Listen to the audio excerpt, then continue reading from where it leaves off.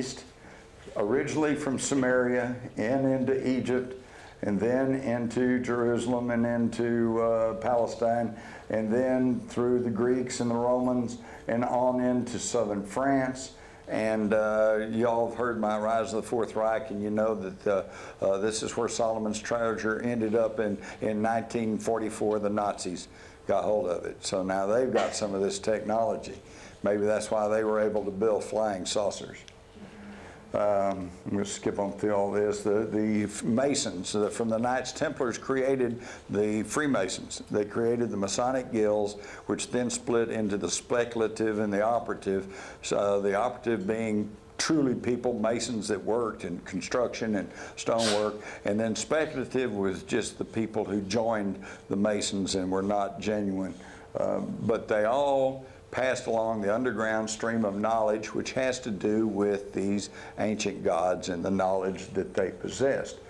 We all know about the alchemist.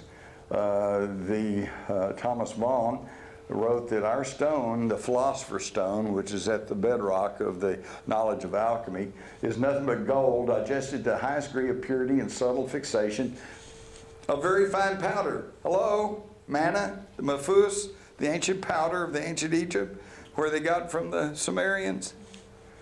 And today we call it orme, or orbitally rearranged monatomic elements.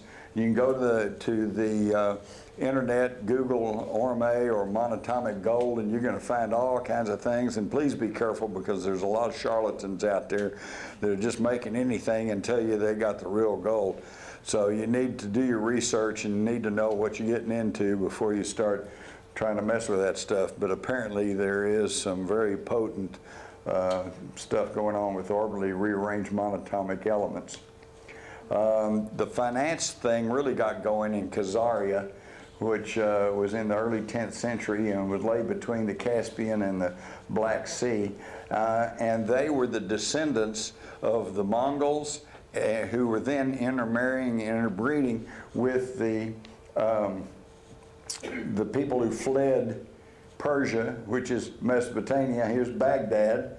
And when they had a big war back there, and an atomic cloud passed through Samaria and devastated everybody, a lot of the survivors came north and ended up here in Khazaria. Now, Khazaria, as you can see, sits on the crossroads of the trade routes between the east and the west. And by the early 10th century, the aristocracy of the Khazarians had become quite wealthy by raiding the caravans. All right, but after a while they had a lot of money, so they sent their sons to school, and the sons got a little better educated and said, hey, maybe we can do something better to make money than this hazardous work of raiding caravans. So they said, how about we exchange money and deal in money, because with all these caravans going from east to west along the Silk Road.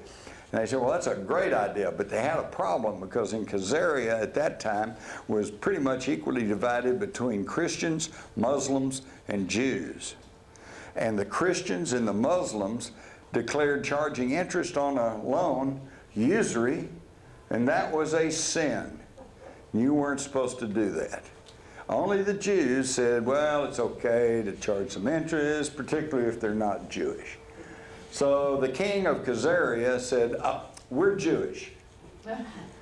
Okay, declared that they were Jews, and as a result, all of his people had to become Jews.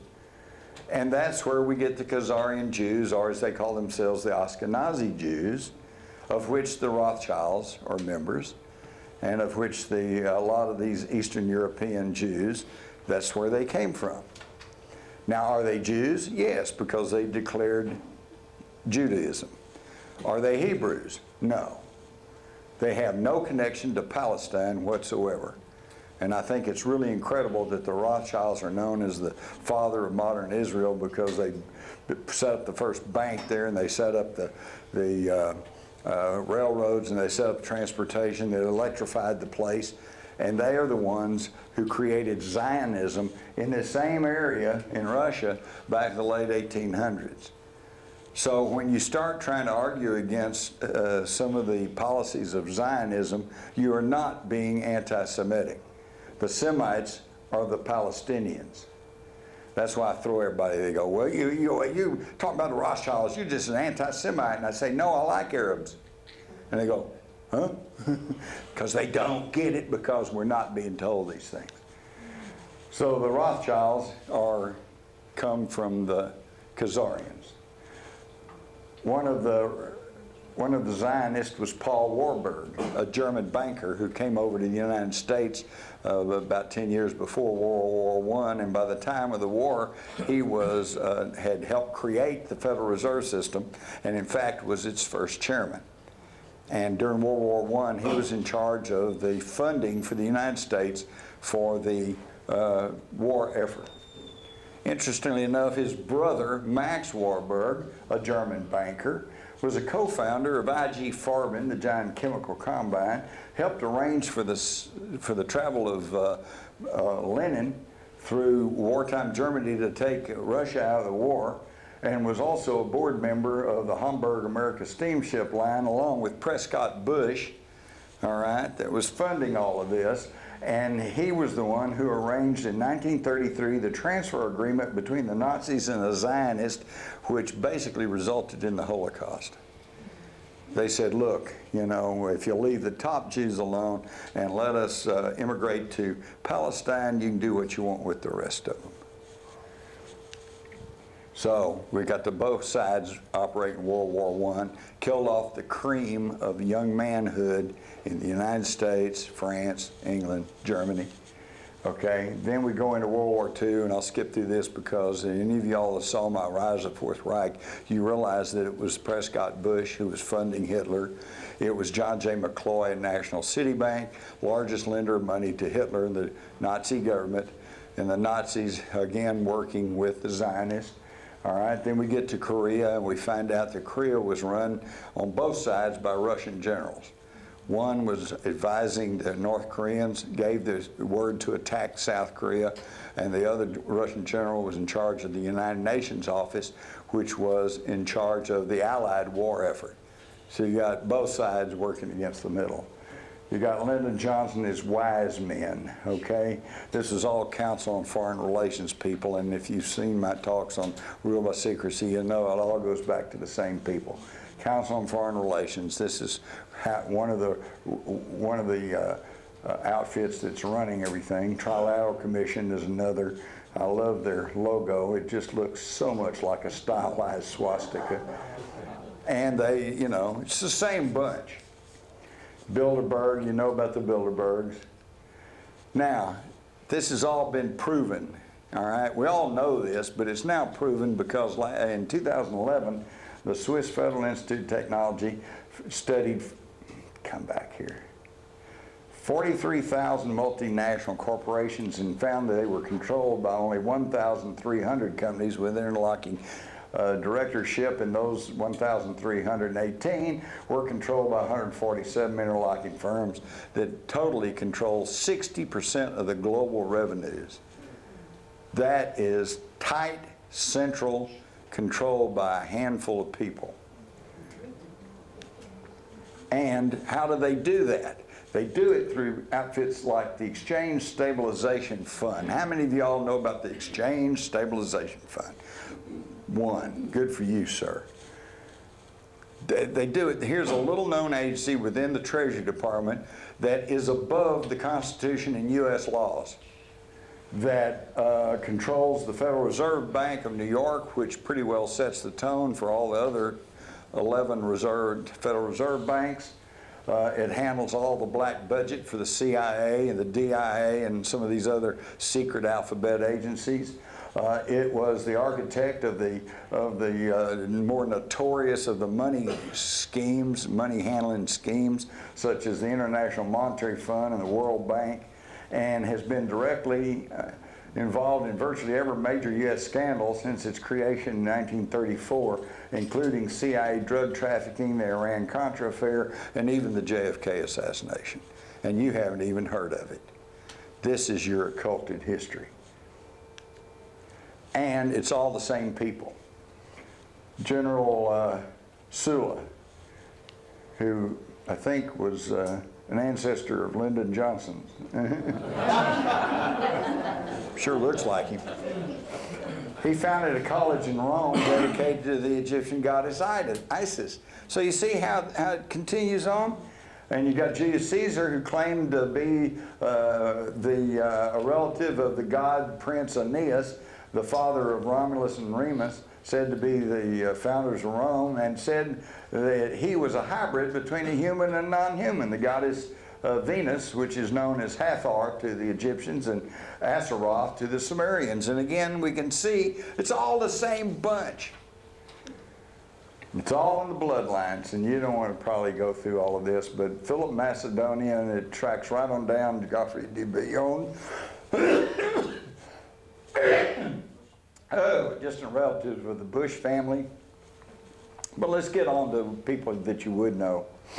Every president election, including George Washington, has been won by the candidate with the most British or French royal genes. In 2000, the Burke's Peerage, a very prominent genealogical publication in England, said that Bush would get the presidency. Why? Because although he and Al Gore were related to each other and to the Windsors, the Bush was more closely related. And so, sure enough, even though we now know Gore won the election, they stopped the vote and Bush was made president of the United States. Now, but hey, now we got Barack Hussein Obama. Surely there's no connection there. Oops, you'd be wrong. Lynn Cheney, the wife of Dick Cheney, while researching their family, found that Barack Obama is an 8th cousin of Dick Cheney, and that they track back to a descendant of Maureen Duval, a French Huguenot whose son married the granddaughter of a Richard Cheney who arrived in Maryland in 1650s. Oh, but it gets worse. According to the Chicago Sun-Times, so Obama and Cheney are both related to the Bush family. And they found out that Bush and Obama are 10th cousins once removed, and they're linked to a 17th century Massachusetts couple, Samuel and Sarah Hinckley. Oops, yes, Hinckley was a distant relative of George Herbert Walker Bush's close friend, John Warnock Hinckley, whose son, John Warnock Hinckley Jr., shot Reagan. Now, what do you think the odds are that all these related people are all in there? Chances are, and I've heard the arguments that we're all related if you go far enough back, which is true. So I can say, hey, I'm related to each and every one of you, because I can trace my ancestry back to Adam or back to Moses, or somebody like that. Okay, but now these are all from the 1700 on up. What are the odds? Chances are I'm not really related. None of these people, not all the people in this room, maybe half of us, or maybe track back and could find that we're related, but the other half isn't. And I don't think anybody in here has been nominated for president. All right, there's something going on here. Woodrow Wilson summed it up. He said, some of the biggest men in the United States are afraid of somebody. They're afraid of something. They know there's a power somewhere so organized, so subtle, so watchful, so interlocked, so complete, so pervasive, that they better not speak above their breath when they speak in condemnation of it. So there's something at the heart of the human experience that we are not only unaware of, but that is so powerful we better not speak about it. And what's it doing? Well, let's look about us. We got chemtrails. We got pollution. We got bad food and water. We got trash and garbage that you go buy a 25-cent item and it's wrapped in 50 cents worth of plastic, which is then in a plastic box, which is then secured in another plastic wrapper. And this plastic's going to be with us for thousands of years. It does not degrade away. What's with that? Chemtrails, the vaccines, which they're more and more showing causes more problems than they cure. Water, they're trying to get a lock on the water. When I was a kid, worked in a grocery store, if somebody had come in and said, have you got any bottled water? I would just laughed at them and said, hey, water comes out of the faucet, you know, get the garden hose. And now, aisle upon aisle of bottled water, and you're paying per gallon more than you're paying for gasoline. And Perrier, Coca-Cola, they're all getting a chokehold on it. And then 2/3 of the water you get in this country is fluoridated. Sodium fluoride's put in it, the same substance the Nazis put in the water of their concentration camps to keep the populace passive and non-resistant. And Prince Philip lined it out. This is not a question of they just don't understand. They do understand. Listen to Bill Gates. Listen to Prince Philip. They want to kill us off. They want to reduce the human population. Philip says if he comes back, he wants to be a deadly virus. Solve the overpopulation problem. They want us dead. Look at what they've been doing with the police. Used to be you had the officer in blue, and I was always taught if you had a problem, go find a cop. You know, he'll help you out. Today they'll shoot you because they think you're some fugitive. You know, hey, the guy you want's a big black guy. What are you shooting me for? The two women in the truck got shot up because they thought their truck looked like Dorners. Give me a break. Cleveland killed 2 people just because they were running. Come on. And this jerk takes people who are exercising their First Amendment rights and just goes along and pepper sprays them. Is this what we're paying our taxes for? Is this for the kind of America that we want to live in? Are we going to have a nation of law, or are we a lawless nation? We're a lawless nation because you and I step across the line, you try to steal something, you try to shoplift, you try to rob a 7-Eleven store, they're going to be all over you. But if you hit a bank and you rob everybody, well, then you get TARP money. They'll pay you for your trouble. How many people have got hurt since 2008 in the economic collapse? 1, 2, 3, everybody, all of us. Okay? Who went to jail? Nobody. Who got fired? Nobody. Who got demoted? Nobody. Yeah. Something's going on here, folks. And they are literally destroying and polluting the planet.